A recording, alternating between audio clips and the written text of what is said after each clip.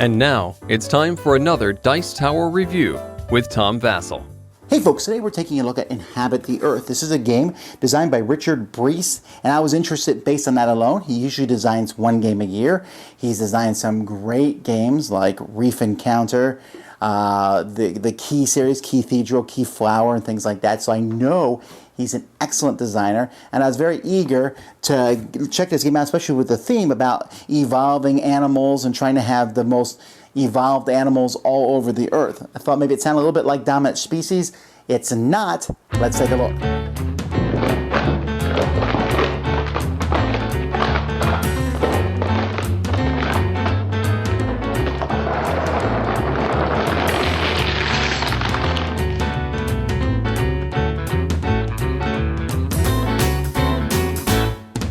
The goal of this game, as with many games, is to get the most points. You're going to have some boards here. They show the different parts of the world. They don't have to attach together like this or even be in this order. It just happens to be the order that I put them in.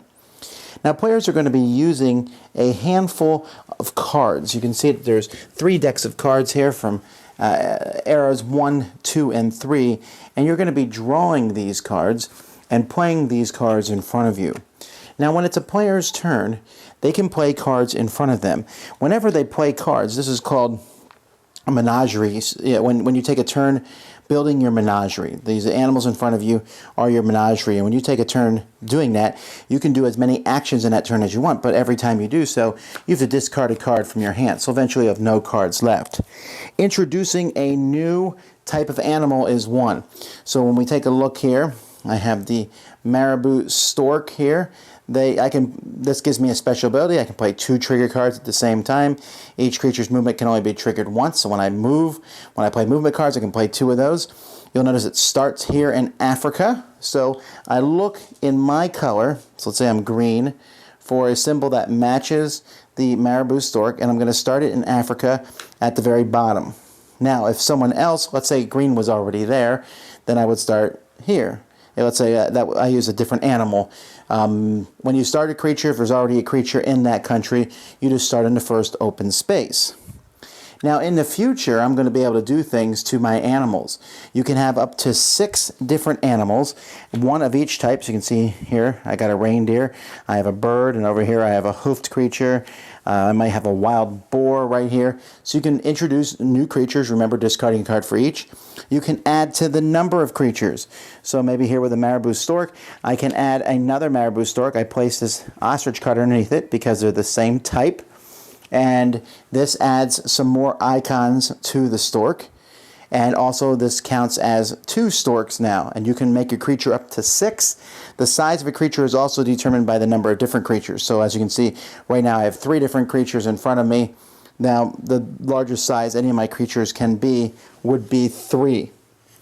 Instead of adding to the number of the stork, perhaps I might want to just change it. This is evolving. And so I'll play 1 on top of it. Now the stork is a kiwi. So I've changed a special ability here. Anytime I put a counter in Australasia, I gain 2 cards at the end of my turn. And again, you can see that the icons go up. You can also adapt, which means use any card to grow your creature, but you can't, since it's not the same type, I have to turn it upside down, and that will just give me the bottom. So now the kiwi has a South American symbol and also has here another swamp symbol. This still only counts as 3 kiwis, even though there's 4 cards. So one of the things you can do is you can add new animals, evolve them, change their number, or adapt with them. Now the reason you are doing this is because you're going to want to move them.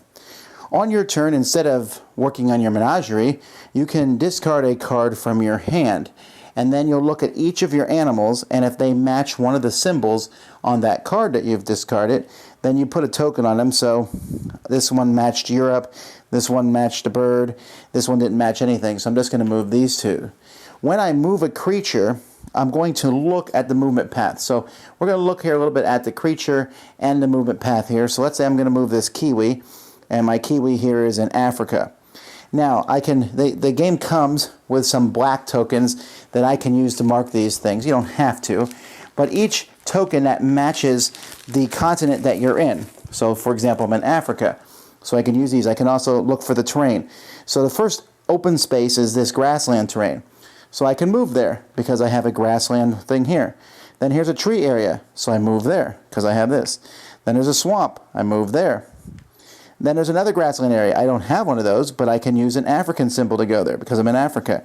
I can use another African symbol to go there because I'm in Africa. The next spot is trees. I don't have any trees left, and I don't have any African symbols left, so that's all the farther that I can move. Now you want to move because at the end of the game, each of your animals is going to be worth points equal to the zone they're in, 1, 2, or 3. If you don't like the movement icons in the zone when you're moving, you can basically migrate to another continent. However, you have to have that continent, so this one here, this kiwi, might go to South America. When it happens, you look and see what level they're in, and they go to the smallest level of that type. So maybe after I got up here into the level 2 of Africa, I might want to go to the bottom of level 2 over in South America. Also, when you're moving, you can, if you move over one of these tokens, you'll see there's blue, red, and green tokens on the board. You take this token. This token can be kept until the end of the game, or it can be used to trigger movement, or it can even be added to a card and kind of gives you another, so I could say now this kiwi works in Asia.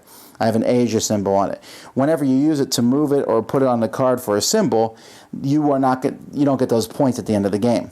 And the red ones are just points at the end of the game, while the green and blues are symbols, and sometimes they're not even worth points, so you might as well just use them to put the different symbols on the animals. Finally, the last thing you'll do, action you can take, there's 3 actions: working on your menagerie, moving, and that is drawing cards. You won't actually refill your hand in this game. You have to take an action to draw cards.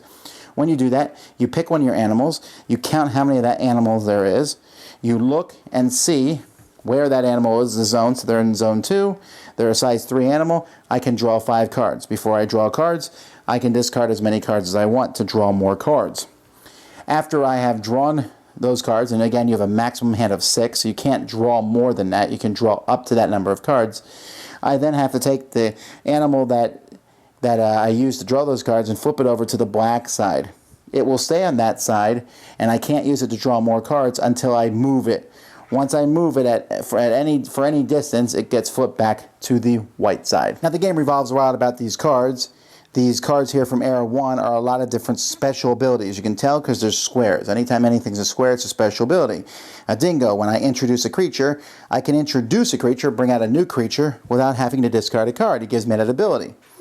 When you get into the level 2s, they are either special abilities, they're squares or circles. These are basically just points. So the hornbill here, at the end of the game, gets me 1 point for each of my herbivores in the same continent as my bird. This one here, the gazelle, gives me a special ability. This anaconda gives me 1 point for each of my reptiles. That's in South America. So there's all sorts, and then when you start going to stack 3, when you're drawing cards, these are all points. So the lynx here gives 3 points if you have the most advanced predator in Europe. The red fox gives you 3 points if one of your creatures is the most advanced creature in Australasia. The crocodile gives you 3 points if you have more reptiles in Africa than each other player. The gecko gives you 3 points if you have a greater or equal number of creatures in Asia than each other player. So you have to decide when to go for these points. The game will end when 2 creatures reach the last space on 2 of the boards. And at that point, you will score for any tokens you might have. Each of your creatures will score the points they're in. You will also score for any of the scoring cards that are on the top of your creature. So if I have a crocodile on the board, he'll score me points for this. Whoever has the most points is the winner. Now this game has some really intriguing things about it, but essentially it comes down to you are moving tokens on tracks and trying to be the most efficient doing that. And I almost felt like I was playing Medieval Academy, the advanced version, but not really. This game just has a lot of depth to it because what you're trying to do is you're trying to build an animal that you can shoot up that track. Because when you move an animal up a track, not only is there a chance to win bonuses, as you saw many of the bonuses be the most advanced or whatever on a certain track, but also getting 3 points for the top. Also the first person to cross each of those tokens gets those, and you want to get the most points that you possibly can. And so it's really good to be able to move up quickly in those tracks. So to do that, you need to evolve, and you need to do this with your animals. Now you only have 6 cards in your hand on turn 1, right? So let's say you introduce an animal. You have to on turn 1. You have to introduce an animal. You're not going to do anything. So introduce an animal, one of your cards is gone. Now you're down to 4 cards, so you can evolve that same animal, which gets rid of another card. You're down to 2.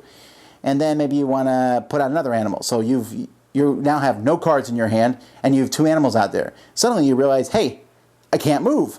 So I'm going to have to use one of these animals to draw cards.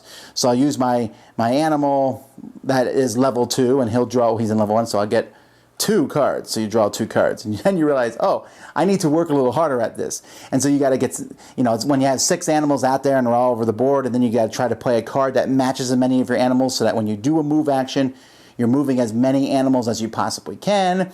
You realize your animal's not moving very quickly in Africa, so you decide to move them over to Asia, or that's what you plan to do all along. You're only allowed to have 2 animals in each of the 6 areas, so you got to keep that in mind. You're watching what everyone else does. There's not as much direct, aha, look what I've done to you, but you're saying he's moving up fast on that track, I need to catch him over there.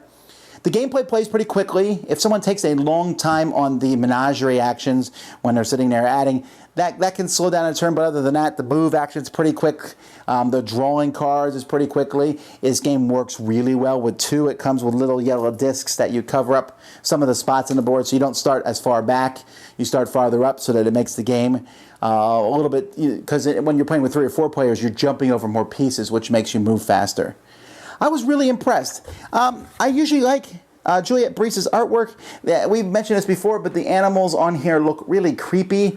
And I don't know, I almost, the game looks fine. It looks a little washed out. I would have preferred maybe a more vibrant Animal Kingdom feel to the game. It almost looks a little, almost not a print and play, but it kind of delves into that territory. And even the components themselves are not that great. There's some counters and blocks with stickers on them. I thought that the whole production could have been nicer and cooler looking, and maybe that will happen down the road.